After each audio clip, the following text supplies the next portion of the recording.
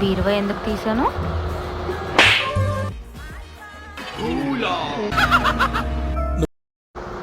హారిక, నీకు విషయం చెప్పాలి. అవును, ఏం చెప్పాలి? మళ్ళీ చేస్తాను.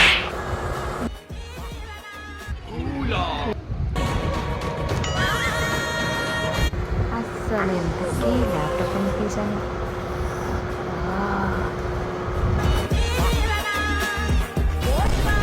ఫ్రిడ్జ్ నుంచి ఏదో తెద్దాం అనుకున్నానే. ఏం తెద్దాం అనుకున్నా? విషయం ఎందుకే నేను బయటకి ఎందుకు వెళ్ళాను?